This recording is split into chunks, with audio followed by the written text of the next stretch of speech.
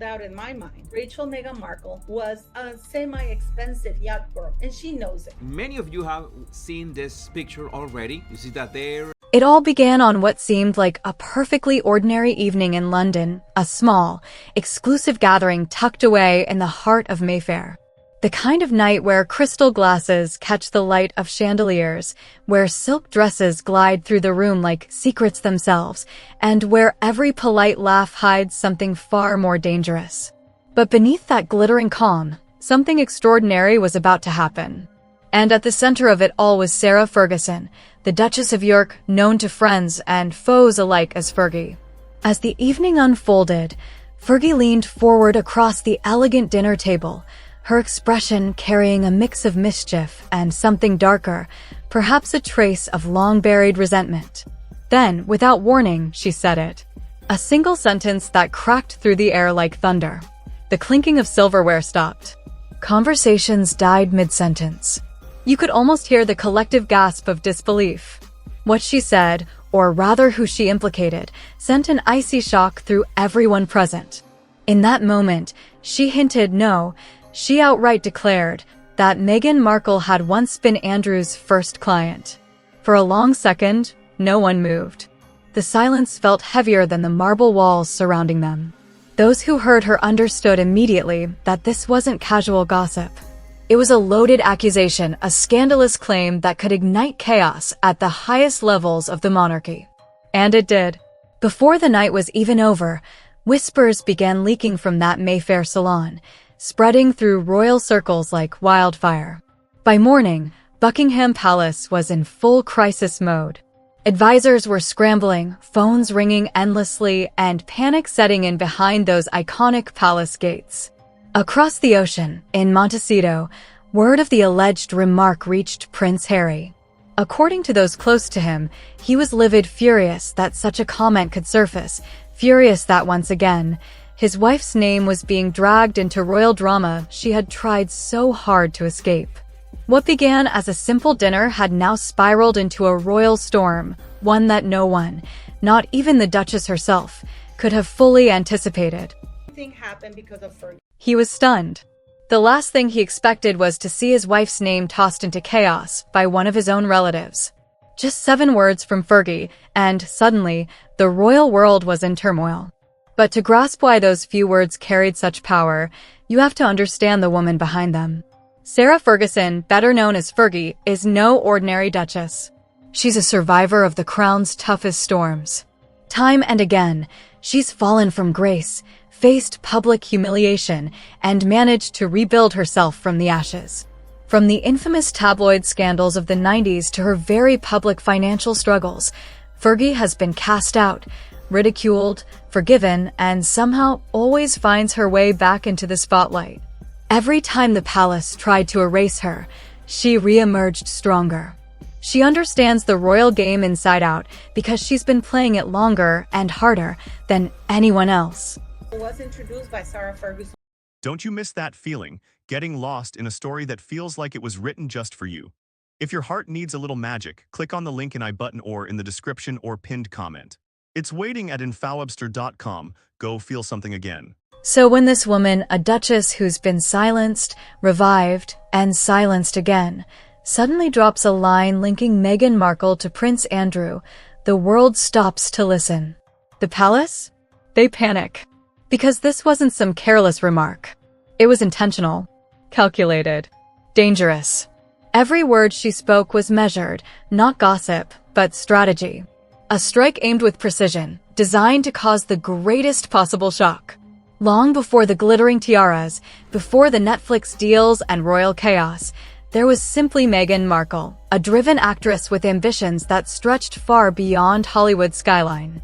She carried dreams too big for any casting room and a determination that refused to bend. But Hollywood has a cruel way of breaking even the boldest spirits. For an outsider without influence or powerful allies, it was a ruthless arena, small roles, endless rejections, and a fame that always seemed to belong to someone else. Was a close companion.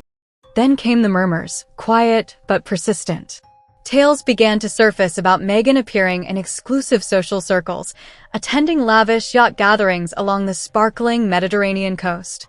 These weren't the kinds of parties splashed across tabloids. They were the kind that thrived in secrecy, hosted by billionaires, attended by people whose power was whispered about, never flaunted. Those became known as the Yacht Years, a time wrapped in mystery and speculation. People described her as young, striking, and fiercely ambitious, effortlessly mingling with the influential and the untouchable. She seemed to know exactly how to navigate those rooms, how to charm, how to connect, and how to leave an impression that lingered. The stories from that era remain hazy and fragmented, stitched together from rumored sightings and unverified photos. No one truly knows what happened on those glittering decks, only that they marked an intriguing, elusive chapter in Meghan's past. Well, she got started her yachting days, and she never stopped, really. I don't think any of her boyfriends knew about it, but Meghan Markle was known as a hardcore yacht. That's the true danger of mystery. It fuels imagination. And when Fergie dropped her shocking claim that Meghan had once been Andrew's first client, it wasn't just a casual jab or a resurfacing of old rumors. It was a calculated strike that tied Meghan's already controversial past to one of the most scandal-ridden figures in royal memory. In the monarchy, image matters more than evidence, because in that world, perception destroys faster than truth ever can. And this time, that perception burned hotter than ever. Now, turning to the man at the center of it all, Prince Andrew. For years, he lived as though the rules didn't apply to him. He was the eternal playboy prince, the man who believed that his title granted him endless indulgence. His life was defined by excess, private jets, private islands, and private company chosen from the world's most exclusive circles. Around him spun a dazzling universe of wealth and influence, with Andrew firmly at its center. There were also the infamous gatherings, lavish, secretive, and dripping in luxury. These were floating kingdoms where champagne flowed endlessly and secrets stayed sealed. The guest lists were never public, only whispered about in elite circles. Powerful businessmen, ambitious politicians, high society figures, and young actresses seeking opportunity all found themselves orbiting that same dangerous star. Andrew relished his role as the ultimate gatekeeper, the man who could open doors and grant access. And for a time, that power made him untouchable. Yacht girl, that's right. It's mentioned in the book. Meghan used to entertain as a yacht girl. Now, I'm not saying it's true. I'm not saying it happened, but I am saying... I'm not saying it's confirmed, but something definitely did happen. When Fergie dropped the bombshell that Meghan was Andrew's first client, it wasn't just a scandal, it was explosive. The moment those words left her mouth, it didn't sound like idle gossip anymore. It sounded like buried history being unearthed, a connection that hinted Meghan Markle may have brushed shoulders with Prince Andrew's notorious circle long before Prince Harry ever entered the picture. And in that circle, the haunting shadow of Jeffrey Epstein still lingers, casting a darkness that Buckingham Palace can never quite escape. Inside those royal walls, panic spread like wildfire. One scandal is manageable, but two intertwined? That's a full-blown crisis that could scorch the monarchy itself.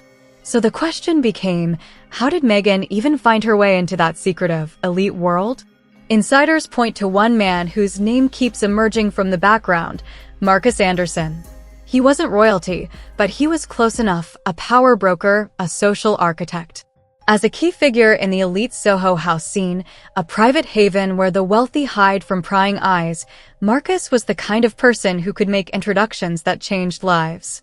It's whispered that Marcus was the bridge between Meghan and Fergie. Maybe it happened during a dazzling Soho House gala, maybe over champagne at an intimate dinner. Whatever the setting, that meeting marked a turning point. Afterward, Meghan began appearing in rooms she had never been invited to before. Connections formed, doors opened, and her path to Prince Harry quietly began to take shape. But years later, when Fergie said those 7 fateful words, Meghan was Andrew's first client, everything about that old friendship with Marcus Anderson suddenly seemed far more significant. If those social links were real, then Meghan's royal journey wasn't random or accidental. It looked intentional, a carefully navigated climb through the upper echelons of influence. And that leads to one burning question. Why would Fergie bring this up now?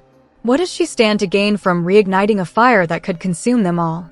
You have this. This is Karina Shuliak, Epstein's girlfriend. And the only times she traveled and went anywhere was with him. And guess who's on the other end?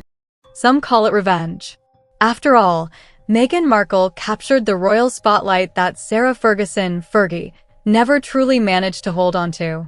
Others believe it was calculated, a strategic reminder that Fergie still had the power to rattle the palace whenever she chose. And then there are the insiders who whisper something far more complicated, that she might have done it to protect Prince Andrew. By linking Meghan's name to his, she could have been diverting attention from his lingering scandals. Whatever the motive, one fact is undeniable. Sarah Ferguson knew exactly what she was doing. Every sentence was measured. Every pause intentional. She's always had a talent for walking the fine line between grace and chaos, but this time, she wasn't dancing aimlessly. She was leading the rhythm. While Buckingham Palace scrambled to contain the fallout, tensions surged across the Atlantic in Montecito. Those close to Prince Harry say he was furious, stunned that someone from his own family would publicly pull his wife into such a storm.